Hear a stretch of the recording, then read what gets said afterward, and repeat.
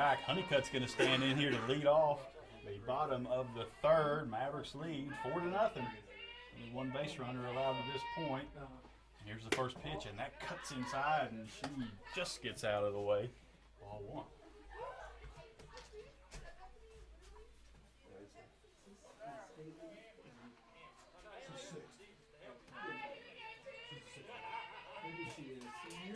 Honeycutt ready for the 1-0 and hits that ball hard to shortstop right into the glove of Payne, and Payne makes the throw across.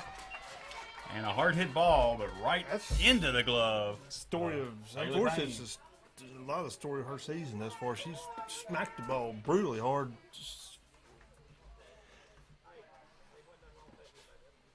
Well hit balls, they just unfortunately seem to be going right to somebody.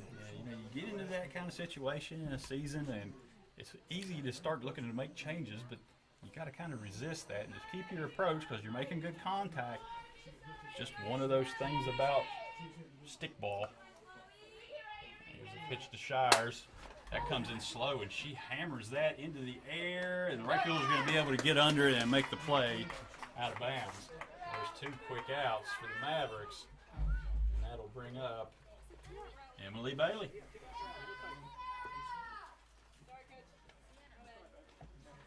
Bailey drew that long at-bat walk last time. She can get something going here with 2 outs.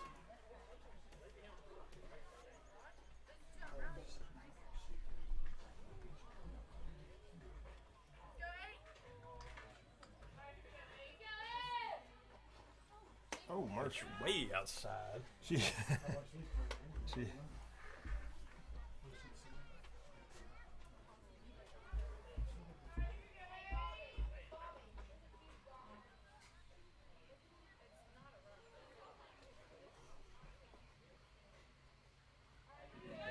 in there, ready for the 1-0.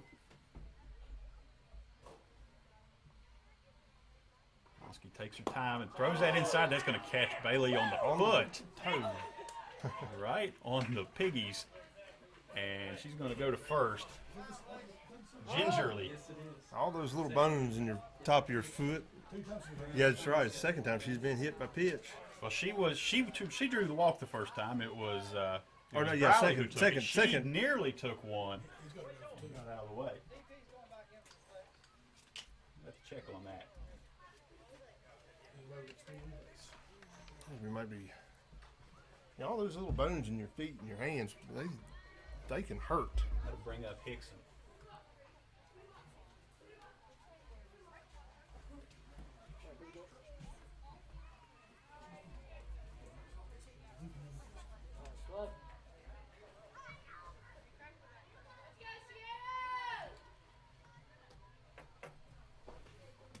Hickson takes a ball on the outside. Yeah, a little bit of cricket going on there.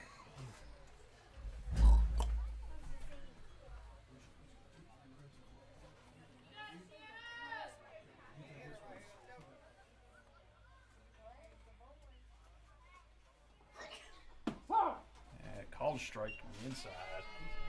Evens things up. Yeah.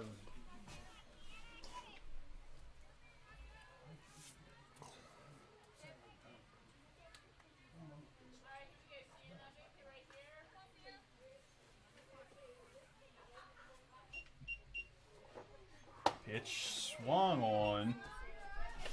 Can't get any piece of it, and that's going to be strike 2. I'll tell you what, other than the bumps that she's encountered the first part of the inning, loading the bases up, Riverview pitcher's been pretty effective once she got past that.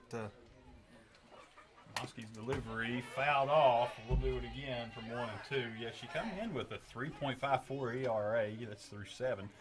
And she's already given up more than that here through 3, but that was a big chunk of that in just that first inning. Yeah. And worked out of that jam mostly where she had bases loaded, no outs. Only gave up 1 on the hit by pitch. And that one gets away, and Bailey is going to take second on a bowling ball that comes in. Yeah, she's had about 3 or 4 pitches that she's lost control of totally, and she's known it as soon as it's left her hand every time because she's made some sort of a verbal exasperation, I suppose, over each one of them. 2-2 delivery, 2 outs, runner on second, and that's strike 3, and that's going to put the Mavericks away here. No runs come across in the third, and we'll head to the fourth. It's 4-0.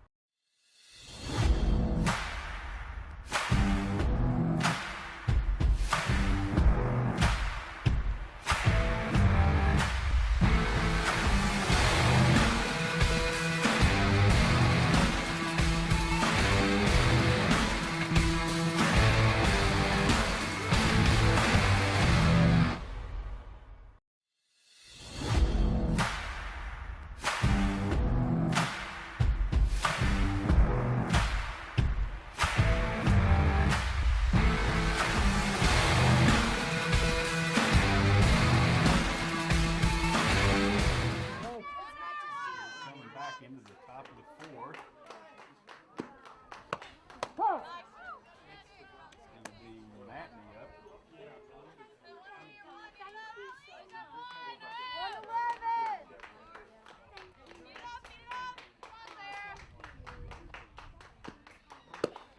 That ball hit back. Thomas gets off the glove. Bird has it, makes the throw over. Dug out there by Bailey, but not in time. The runner's safe at first.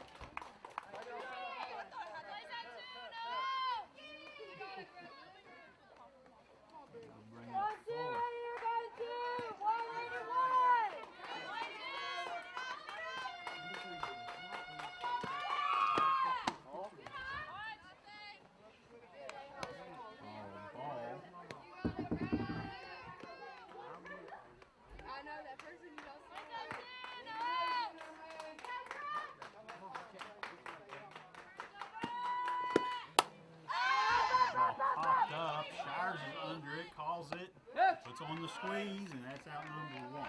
Go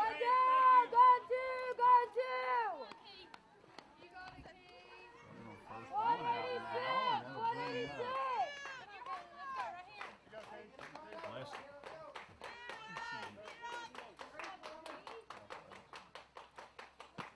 Leslie's only hit up to a minute ago, and that ball popped up, and nobody can get to it. It's going to fall out of bounds. A lot of backspin on it after it's popped up.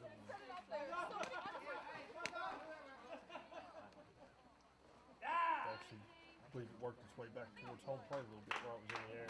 Leslie had that long single there in the second inning. She let off.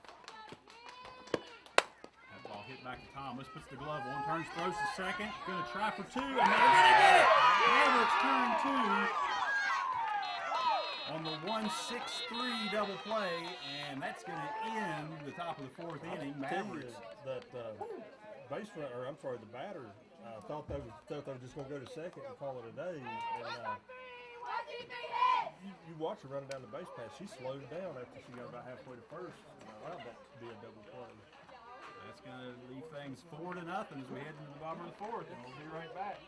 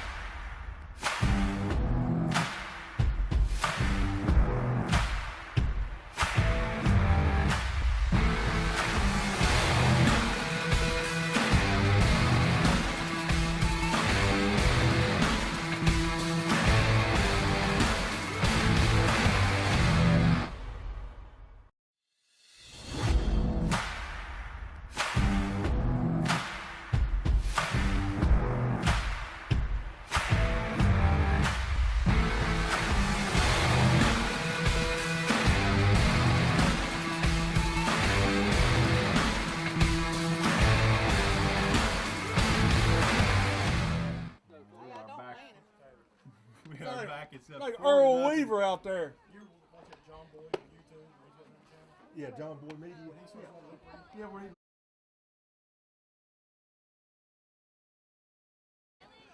All right, we're back 4-0 here as we're getting ready to start the top of the fourth, and I'm going to take a real quick minute and just throw out a public service announcement. There's going to be a golf tournament on June 10th at Fountain Springs. It's in Linside, of course. All proceeds for that tournament are going to go to Xander Castillo and for travel and treatment for his diagnosis of Hodgkin's lymphoma. Of course, Xander, Maverick football player in the past few years, is playing in college, and he's having to fight with that right now. So we're going to have that golf tournament, and his proceeds are going to go to him. They're hoping to have about 22 teams. It's going to be $250 a team for Captain's Choice. Of course, 4 players on a team. If you're interested, you can get a hold of Luke O'Neill on Facebook, and I believe Terry Utterback may be able to help you with that too. And just get a hold of those guys, and they can set you up with that. If nothing else, you can call out to Fountain Springs and talk to Steve out there, and he can get you lined up where you need to go. But if you want to get in that tournament, get a hold of somebody and let them know pretty quickly. We may have more information for you there tomorrow during the boys' game. All right, here we go. Let's go. We're ready for action. It's going to be Chloe Burke to lead off. Back to the top of the order here in the bottom of the fourth.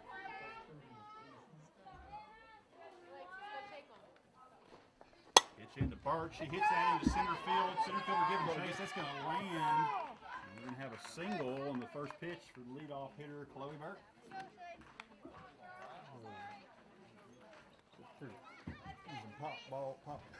Can't speak. Pop fly there, passing, but the amount of backspin on because it fell straight down.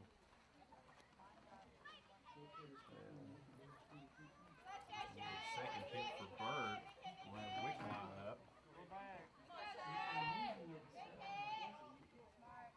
And even she got a left-handed batter up now, but I tell you what, she'd open up. Pulls back. Burke gonna take off and easily get to seconds. There was nobody in the zip code over there to cover that base. Showed the bunt. Shortstop went to cover. Second went to cover, and nobody's covering second. Left-hand batter up. Enough real estate there to build a small house on in left field. If she would just go the other way and put something behind the third baseman's glove, or something behind the third baseman. Side for ball 2.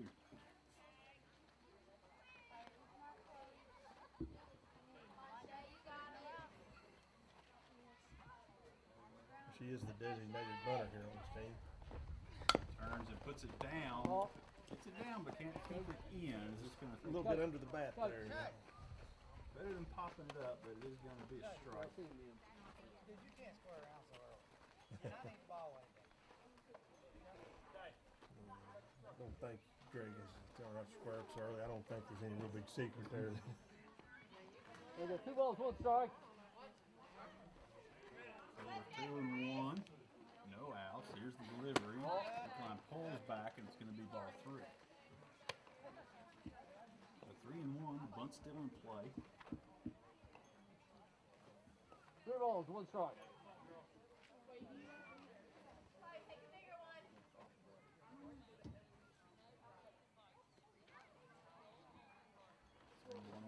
Bunt showed, ducks out of the way, and that's going to be ball 4. And there will be runners on first and second with no outs for Matt Booth.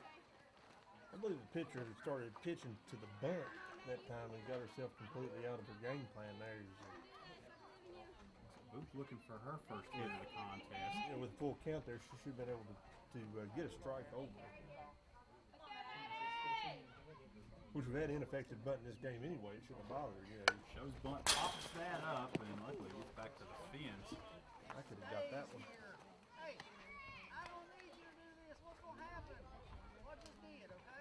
Come on. Hey, you can do it, baby. You got it, girl. You can do it, baby. Yeah, runners on first and second. With 1 out, you don't want to get in some sort of double play situation here.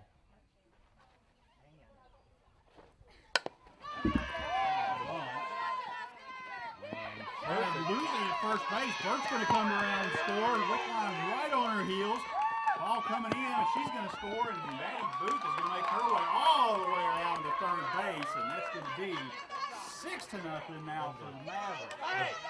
The bunt God finally smiled on them. They hadn't had an effective bunt this game, and that was just about as perfect as you could get.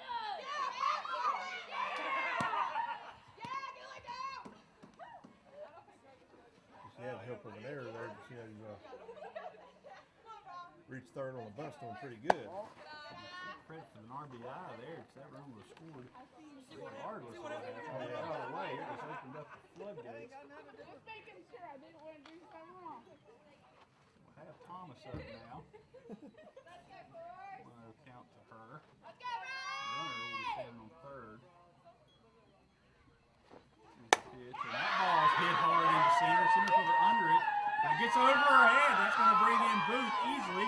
Thomas is rounding. She's trying for her second triple of the evening, and she's in standing. 7-0 lead here for the 8-0 lead. Sorry for the Mavericks.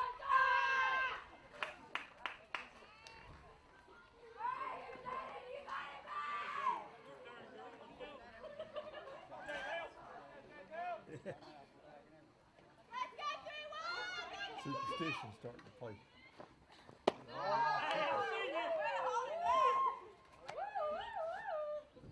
Bradley. And don't get out in front, don't transfer. You got it, Jaden! Let it travel, baby, let it travel. Monroe pitch on the way to Bradley. That hits her on the hip, and she's going to take her base. That's the third bean of this game. Yeah, we just got her right Caught her in the right thigh. right in front of She's pointing. front of. That's one of the better places to get hit by a pitch anyway. Still no outs. That brings up Haley Honeycutt. Hey, Maddie. Maddie, good job over here, baby. Come on, hey. Honeycutt stands in. Had that hard ground out last time. Base before that. That's going to pick away. Thomas is going to push the issue, and she's in easy on the pass ball. 9-0 now. Getting into And the mercy rule territory where it would be, I believe it's 12 right now. If the Mavericks get a 12-point lead, then that would end this game. And if they get the lead they have now and carry it through the next half inning, the first to the fifth, then that would also end this game. yeah, let's say announcer's curse here. As soon as I mentioned the effectiveness of Riverview's coach, Riverview's pitcher, the wheels have come off. Turns on that ball, but goes foul down the left field line. Ball absolutely rocket off of the bat of Honeycutt, but well early. 1-1. Okay, go 1 ball, 1 strike. So time. The broke, we need to fix it once you get hurt there. We're going to have a timeout for give a catcher a moment here to adjust Equipment their or equipment. Home plate umpire There's recognized something wrong with the catcher's equipment there. We didn't call strap it on out. a chest guard or something. Yeah, top strap underneath. We had a similar thing happen weeks ago with Shay Wickline where she took a ball off of that area in between the. Yeah, it got right between the pad. Right Yeah. on the, of course, the control issues the pitchers have enough rear view. She needs every bit of protection she can get. Because the catcher and the umpire is the only thing that she hasn't hit. Hey, John, I think it's 8. We need a correction here, so 8 runs. Let's see. Still keeps things where we thought that. 8 is the mercy rule after 5, so the way things are right now. Hey. Yeah, that's right. That's right. Yeah, it was a 6 and 2 on the move. Okay, go 1 ball, 1 strike. Everything's straightened out now. Honeycutt's going to stand back in for her 1-1.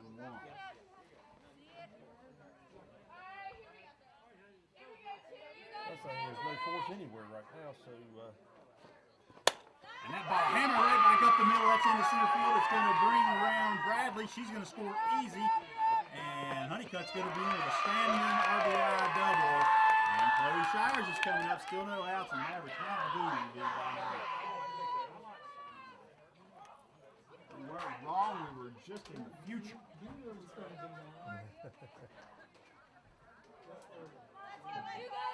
Honeycutt, you know, he's sort of a strong batter since he's come back to play. He's had a lot of unfortunate location of her hits, but that one, there's no doubt about it. That was getting out of the infield. Second hit and second RBI for Honeycutt here tonight. Center field still playing well off toward the right field side.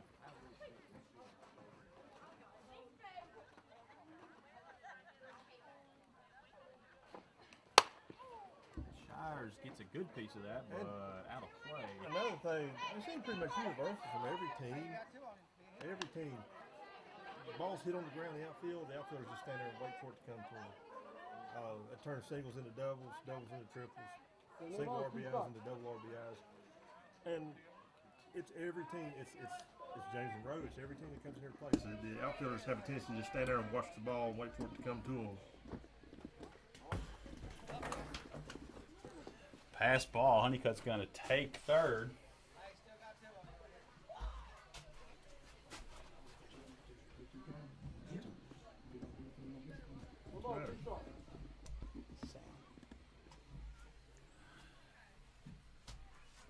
Stand in with the 1 and 2. Running on third now. No outs. Well outside, she thought about it, but she's going to go back to third. Honeycutt wisely going to go back. You don't need to try to get your first out here up 9-0 at home. So just wait on things. Any ball in play. Yeah, you're at third base, and like I said, with the out situation, chances are you're going to get around.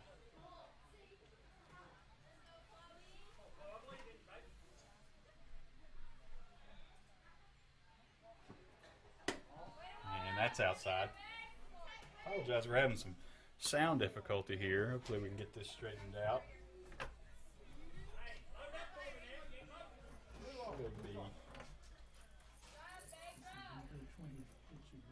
So earlier between innings, we had that called strike, and Shires knew it as it went by. That'll be the first out. the well-known and venerated sports writer from the Daily Telegraph here, Mr. Tom Bones, in the house with us this evening, mentioned to us that in between innings, Riverview pitcher was up to 57 pitches, and so now she's got to be around 70. 20 pitches this inning. 20 pitches this inning. So 70. She's up to 77 pitches. Closing on us. That would be 78 right there. Yep.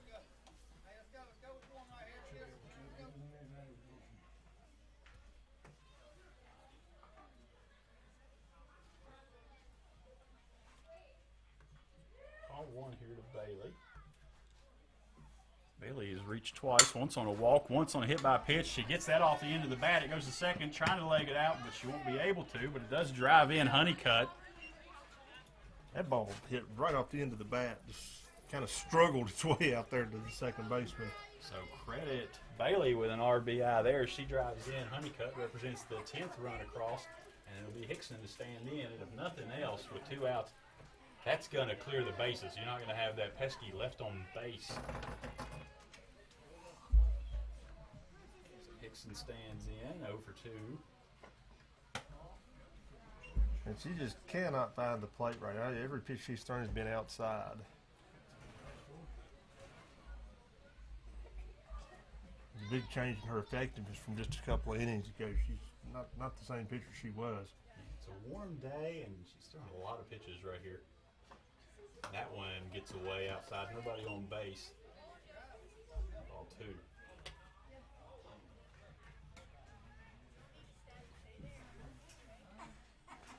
You know, we were talking earlier off air, the problems of teams getting and keeping more than one really, really good pitcher. You know, to have 2 effective pitchers is rare.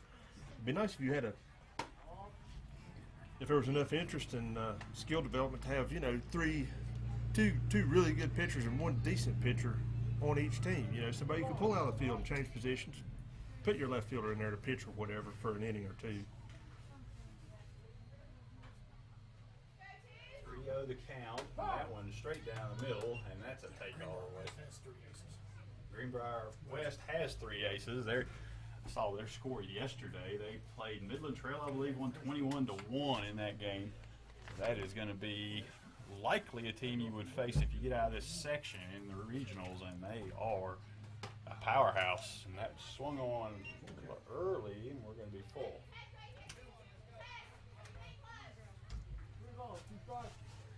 Yeah, full count. Is it 3 balls, full count? Mm-hmm. That was 2 and 2. She was 3-0 early. Okay. Here comes the pitch, and she takes, and that's ball 4, and it's going to bring leadoff hitter Chloe Burt back up. So the Mavericks can scrounge up a couple of runs right here before this inning's over. Yeah, they shouldn't have much trouble here. I just watched that last called ball there, and that pitch just had no velocity on it at all. It was, I believe she pitcher's rapidly reaching the end of her effectiveness. She's been out there for a long time anyway. It's a long innings. She reaches out and hits that. That's going to go to short. Short has to range to her left. Throw's going to be well late. She was almost to the plate before that ball was fielded.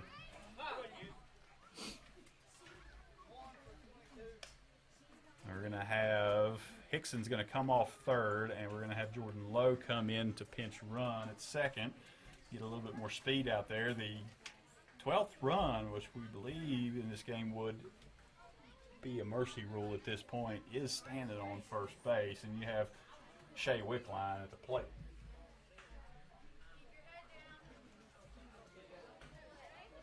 Well, with 2 outs, at least we know Coach Wickline will be letting her swing the bat this time. This is the first time in the whole game I think she's actually been turned loose to swing. We think.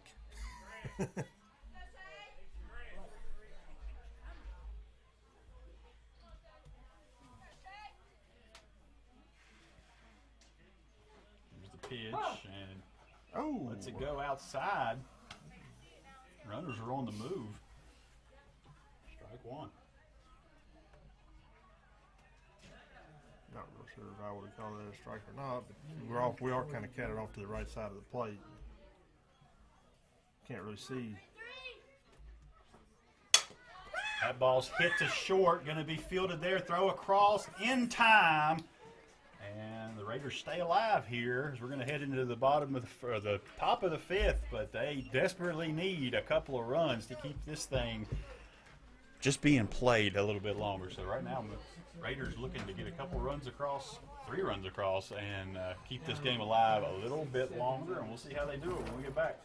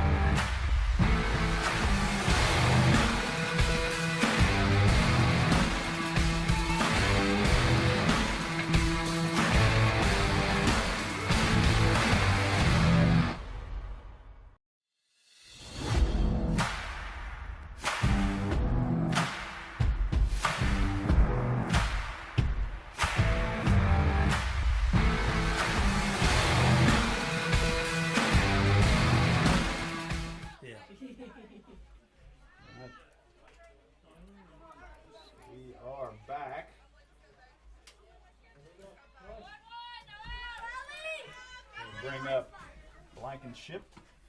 First pitch, called ball. See much difference between where that one was at and that.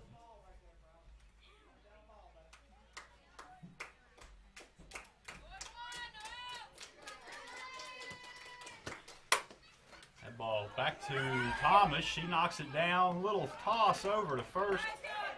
And And the left fielder is retired. It'll be Morgan Merrick up with 1 out.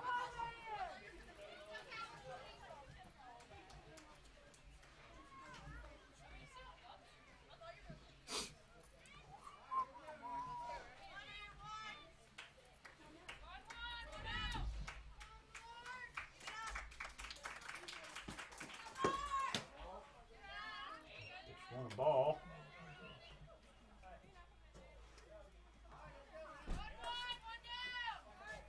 So the rule in sectionals, the first mercy opportunity is 8 after 5. The Mavericks have that satisfied right now if they can get 2 more outs without giving up 3 runs. And that's ball 2. I didn't think they carried the same rule through all games. 15 threes.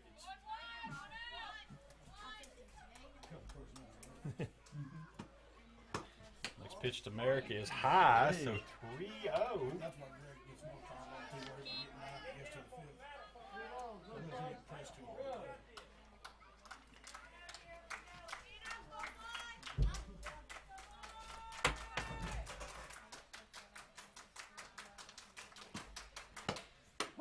Called strike. 3-1.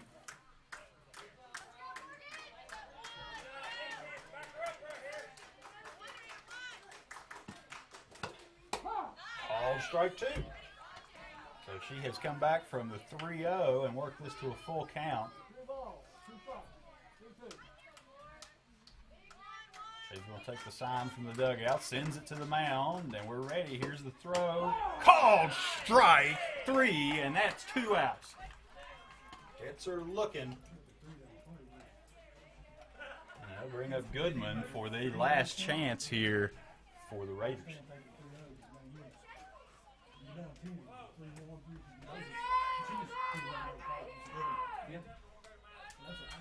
James very, very, very aware that this could be it. They could wrap this game up here. Pitch through to Thomas. That's popped up and out of play.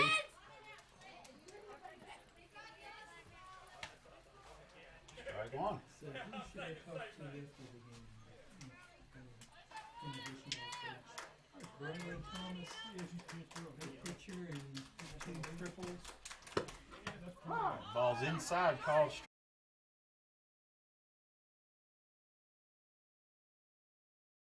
That pitch, thought that it was going to get called a ball there, but it did sneak in and get the inside part of the plate. And the pitcher was pretty sure that was going to get called a ball, but it wasn't. That's outside. Can't get the chase, and it's 1-2.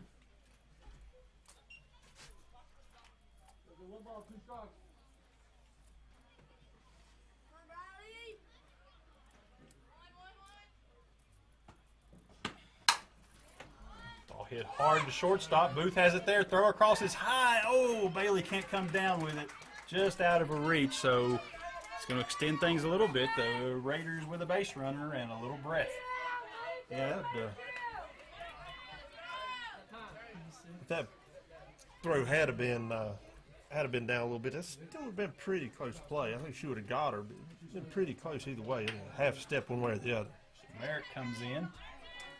So Riverview remains alive here with 2 outs in the 5th, with 1 on first. And another one popped straight back out of play. Jumped on the first pitch there.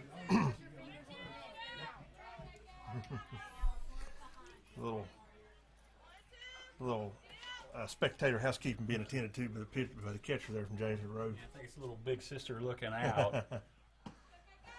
And that ball hit. It's going to be fielded at second by Burt. She tosses to second. Shortstop there to put it away, Booth, and that is your ball game. Mavericks walk away with a 10-0 win here after 4.5. And they're going to be in the catbird seat now. The next game for them will be Wednesday, and that'll be the sectional championship potentially, very likely against this same Raider team. So double elimination. Raiders still have a chance to get back up here. And if they do, the Mavericks would have to win 1 game. The Raiders would have to win 2. I hate to make that trip twice in a week.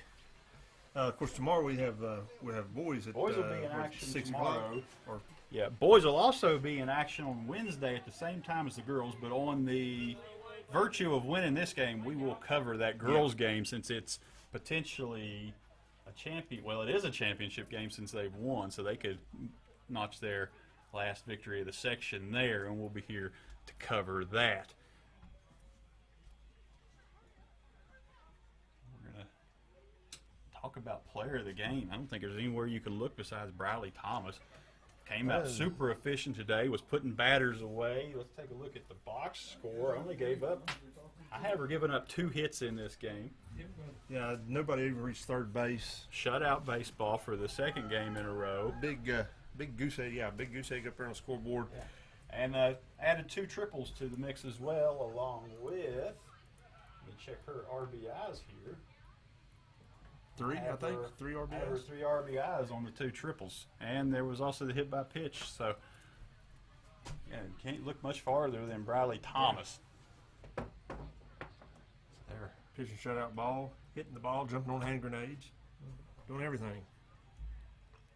it's like they're going to be gathered up out there. I think we're going to go ahead and take that opportunity to break away for the evening, and we'll be back here tomorrow with boys action, and then be back here Wednesday for potentially a rematch here and see if the girls can notch a sectional championship game on Wednesday night. So we're going to take that, and from Greenbrier Valley Channel, this is Boomer and Jamie saying goodbye.